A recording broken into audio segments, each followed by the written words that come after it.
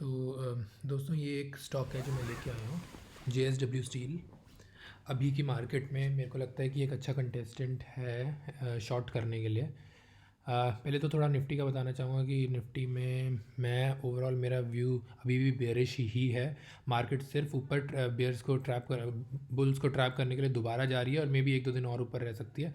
But जिस हिसाब से डेटा निकल के आया है, मैं बिल्कुल भी निफ्टी में ट्रेड नहीं करूँगा, बिल्कुल भी ट्रेड नहीं करूँगा। तो मे बी हो सकता है कि मार्केट दोबारा उस पॉइंट को रिटेस्ट करने जाए। तो मैंने एक अपडेट भी डाल दिया था सुबह सुबह, जब निफ्टी 350 पे आई और फिर दोबारा ऊपर चढ़ने लगी। तो तब मैं समझ गया था कि ये मार्केट अब नीचे नहीं जाएगी एंड और बेयर्स बुल्स को ट्रैप करने के लिए ऊपर जा सकती है। तो एनीवेज, तो ये एक स्टॉक है JSW स्टील, जिसमें मैं एक्चुअली शॉर्ट कर रहा हूँ आजकल। तो आपने देखा होगा कि पिछले 2 दिन से ये एक्चुअली बहुत नीचे गया था, ऑलमोस्ट 270 के लेवल्स पे। उसके बाद ये आज जंप मार के दोबारा 286 पे चला गया। तो इसका प्रीमियम मैंने ऑलमोस्ट ₹2 का 3.5 का कुछ प्रीमियम था, मैंने पकड़ा था इसका। और इसको मैंने 5.5 में बेचा था, तो अच्छा खासा प्रॉफिट हो गया था। उसके बाद मैंने इसको आज दोबारा बाई किया 4.2 के प्रीमियम पे, इवन दो आज अभी प्रीमियम 3.3 चल रहा है या कुछ चल रहा है। बट जहाँ तक मेरे को लगता है, मैं इसकी आपको कैंडल दिखाता हूँ कि ये जो स्टॉक है ये 110% इसी मंथ में अपने 250 से बिलो जाएगा। ये सर्टन है इस स्टॉक में, क्योंकि ये ऑलमोस्ट कितनी इतने वीक से सिर्फ रैली मार रहा है ऊपर की, यानी इसकी इसकी RSI बहुत ज़्यादा है। पहले तो 88 थी, तो इस बड़ी कैंडल ने इसकी RSI दोबारा 70 पे ले आया, बट अभी भी 70 प्लस है इसकी RSI, बहुत ज़्यादा है।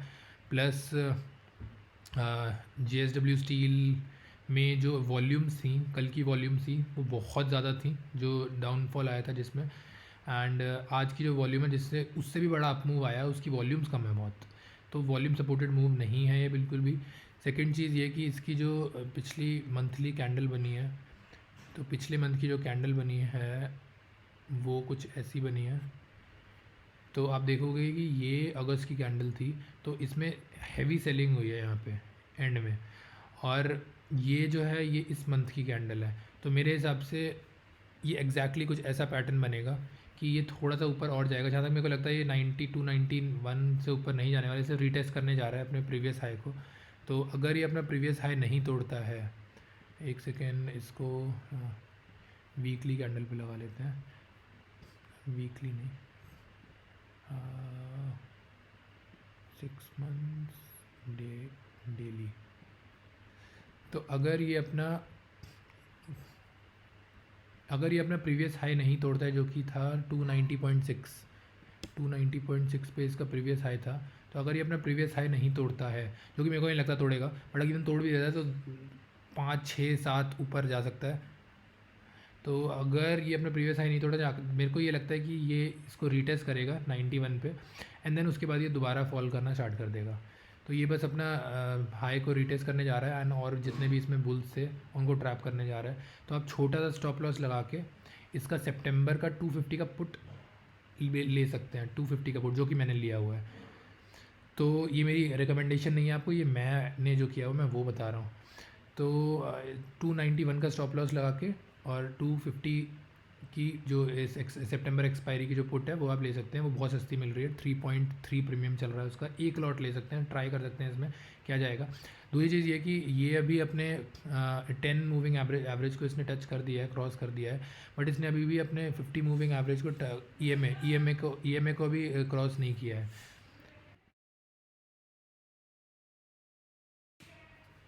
तो इसने अभी 50 जो इसकी मूविंग एवरेज है, इसको अभी टच नहीं किया है। और आप देखोगे ये काफ़ी बार 50 मूविंग एवरेज को टच करने आती है, जो कि 50 मूविंग एवरेज इसकी आ रही है 240। ये एक्सपोनेंशियल मूविंग एवरेज है, तो ये बढ़ती रहती है विद टाइम, जैसे जैसे चार्ट बढ़ता है। तो मेरे को लगता है कि ये 245 तक आ सकती है मैक्सिमम इसकी एवरेज, और ये टच करने आएगा, इसी मंथ आएगा अपनी 250 को टच करें। तो आप 250 का पुट ले सकते हो इस टाइम पे, एंड आपको आई थिंक एक अच्छा खासा रिटर्न दे सकता है। तो अभी के लिए आप ये कह सकते हो कि एटलीस्ट कल परसों तरसों के लिए मेरे को लगता है कि इसी वीक भी, इस वीक ये जो कैंडल है बहुत गलत ख़राब कैंडल बनी है। ये ऑल्दो बहुत बहुत बहुत बुलिश कैंडल है, बट वॉल्यूम सपोर्टेड मूव बिल्कुल नहीं है।